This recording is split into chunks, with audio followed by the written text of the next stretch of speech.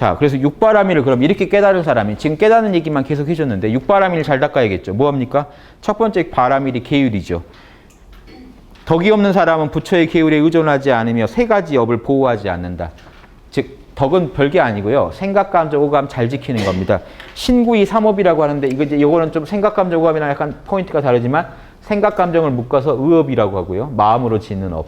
마음 심자의 소리 음자죠. 마음의 소리를 잘 관리해야 업입니다. 이것도 다 업이에요. 예수님이 그랬죠. 예수님이 이런 말을 한 이유가요. 바리새파들이 십계명은 지켜요. 그러니까 남의 여자를 범하지 않았습니다. 여자랑 무슨 간음을 하지 않았어요. 그런데 맨 보니까 여자들 보면서 이상한 생각을 하고 있어요. 예수님이 볼 때는. 근데 나는 괜찮대요. 난 안 했대요. 한 번도. 그런 짓은 안 했대요. 불륜한 적이 없대요. 예수님이 뭐라고 했습니까? 마음속으로 음욕을 일으키는 것도 이미 저지른 거다. 라고 친 겁니다. 같은 얘기예요. 신구 의업 중에 그게 의업이에요.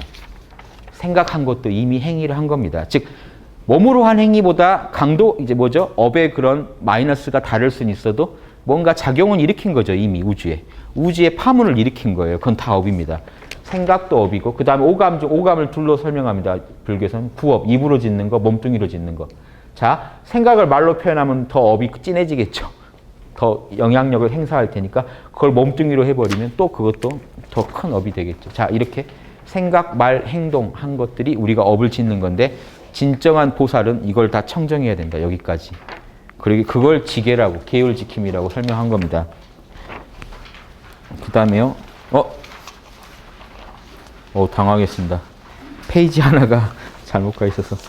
자, 지금 이제 거의 마무리를 조금씩 지어가야 할 텐데요. 그 다음에 육바라밀 중에 선정지혜가 있죠. 걸림이 없는 청정한 지혜는 모두 선정에서 생긴다. 깨어있음 속에서만 지혜가 나옵니다. 이거 보십시오. 그냥 생각을 하면 지혜가 안 나오고 고민만 잔뜩 하고 억측만 나옵니다. 깨어서 생각하면 지혜가 나옵니다. 그러니까 깨어있음만 갖고 있으면 지혜가 안 나옵니다. 지혜라는 건요. 이건 이런 거구나라고 말로 해야 돼요. 개념으로 분석을 해내야 지혜입니다. 그런데 생각을 안 써버리면요. 니르바나에만 있고 생각을 안 쓰면 지혜가 없습니다. 그러니까 선정에서 지혜가 나온다는 얘기는요. 팔정도를 뭘로 하나요? 생각, 감정, 오감으로 해요. 그러니까 초기 불교에서 보더라도 팔정도는요. 이거 잘 써야 돼요. 그러니까 초기 불교에서도 지금 대승불교랑 통하는 부분이 있습니다. 강조점이 달라서 그렇지. 팔정도는 뭐로 하는데? 이걸로 하는데요. 그런데 팔정도마저 꼭 버려야 된다는 생각이 있다라는 걸 대승은 지적한 겁니다. 팔정도만 잘하면 되는데. 그래서 생각 잘하면 돼요. 근데 깨어서 해야 돼요. 그래서 선정에서 지혜가 나온다. 마음에 선정이 있으면 지금 여러분 느끼시는 겁니다. 마음에 선정이 있으면 깨어나시라는 얘기예요. 깨어 계시면 어떻겠습니까? 세간의 생멸하는 모든 형상을 알 수 있다. 생각, 감정, 오감이 일어나고 사라지는 게 세간 생멸의 전부입니다.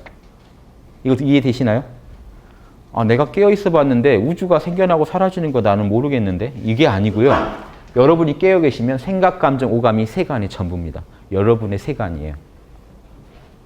보고 듣고가 일어나고 사라지고 생각, 감정이 일어나고 사라지고를 보실 수 있다면 그게 여러분의 세계에 있는 전부입니다. 구성 요소의 전부예요. 아시겠죠? 돌을 닦아서 열반을 증득하는 건 참된 법이 아니다. 내가 돌을 열심히 닦으면 열반을 얻을 거야. 자, 이 말은 뭐가 틀렸습니까? 사실은 돌을 닦는 주체가 이미 열반인데요. 열반이 돌을 닦아서 열반을 얻는 겁니다. 사실은. 더 들어가 보면 원래 열반이었어요. 이쪽은 늘. 내가 열반인 줄 모르고 있다가 공부를 해서 열반인 줄 알게 된 거죠. 이게 진리라는 겁니다. 그러니까 내가 전혀 열반이랑 나는 관계가 없다가 열심히 공부를 했더니 열반을 얻었어 라고 말하면 이거는 땡이라는 겁니다. 그런 게 아니다. 대승은 이런 식 사고를 이제 즐기는 겁니다. 열반은 얻을 수 있는 게 아니다. 이런 말을 하면요. 열반은 못 얻는구나. 이렇게 생각하시면 안 되고 무슨 말 하는지 아셔야 돼요. 신법은 본래 고유하니 마음의 법은 본래 고유하니 본래 참된 열반이다. 그러므로 모든 법이 본래 열반이다. 생각, 감정, 오감도 사실은 다 열반 상태다. 내가 그걸 가지고 아르마리를 통해 집착을 통해 잘못 쓰지만 않으면 문제가 될 필요가 없고 그 자체로 열반이기 때문에 그걸 갖다 버리려고 할 필요도 없다. 자, 이게 본래 열반이라는 얘기하면서 이러니까 나와 남이 둘이 아니니까 보시. 즉 가난하니까 구걸하거든 분수대로. 돈 없는 분이요. 이렇게 빚내가지고 보시하지 마시고요. 분수대로. 깜냥대로 보시하십시오. 이런 분들이 있어요. 난 너무 사회사업을 하고 싶다. 나는 돈을 갖다 줘야겠다. 근데 자식 먹고 살 것도 다 뺏어서 줘버렸어요. 뭔 억하심정입니까? 자식이 울컥해지잖아요. 이거는 보살도가 아닙니다. 보살은 자기 분수에 맞게 모든 중생이 잘 누리게 해주는 거지. 자기 그거 하겠다는 거에 보시하겠다는데 너무 치우쳐도 안 돼요. 적절하게 늘. 이해되시죠? 가족 간에 불화 나오고 소송 걸고 이런 일을 안 일으키는 게 보살이죠. 그러니까 분수대로 하면 아무 일이 없는 거를 과하게 하려다가 뭔가 누군가의 마음을 상하게 해서 일을 일으킵니다. 자, 이게 분수대로 하라는 말에 다 들어있는 의미입니다. 한 몸으로 보는 큰 자비가 참된 보시다. 즉 나와 남을 다 한 몸으로 보니까 그 자기 가족도 다 챙겨야 돼요. 두루 한 몸으로 보고 가장 적절한 행위를 하는 게 진정한 보시라는 얘기를 하는 겁니다. 참는 수행. 만약 참는 수행, 인욕이 없다면 온갖 수행은 이루어지지 않는다. 육바람일을 하나씩 다 보고 있죠. 예, 참아야 됩니다. 자, 이때 참는 것도 다 보십시오. 생각, 감정, 오감으로 참으면 어떻게 될까요? 생각으로 참으시면 억지로 참는 게 되죠. 인욕은 될지 몰라도 인욕 바람일은 아닙니다. 바람일은요, 참나에서 나올 때 바람일이에요. 참나를 통해 지혜를 얻을 때 지혜 바람일이 돼요. 바람일이라는 건 궁극이나 완성이라는 뜻입니다. 지혜의 완성, 인욕의 완성은 뭘로 됩니까? 여러분이 참으시더라도 마지막에는 몰라라고 회항을 하셔야 돼요. 주인공하고 내려놓으실 때 진정한 인욕이 됩니다. 안 내려놓는 인욕은 뭐가 될까요?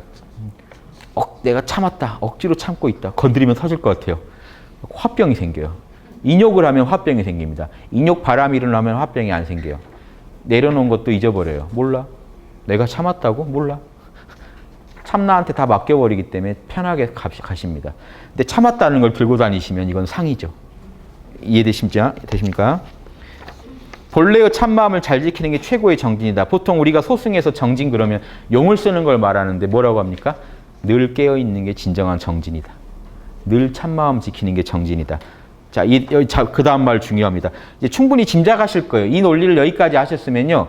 만약 정진하려는 마음을 일으키면 이거는 망령된 것이지 정진이 아니다. 그러니 망상내지 마라. 잘하려고 하지 마라. 더 잘하려고 하는 게 정진이 아니라는 겁니다. 그런 마음 안 먹고 늘 깨어있는 게 정진이지. 아까 제가 말씀드린 찾지 마세요. 더 잘하려고 하지 마세요. 그게 정진이라는 걸 아셔야 됩니다. 정진 그러면 송곳 갖다 놓고 이제 막 나를 닥달하는 걸 정진이라고 하지 마시라.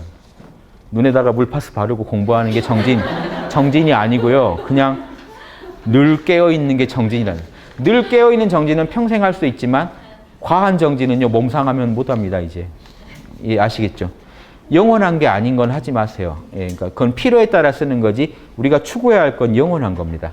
영원한 정진, 영원한 인욕, 영원한 보시. 절로 나오는 거에 돼요. 깨어서 살아가시면서.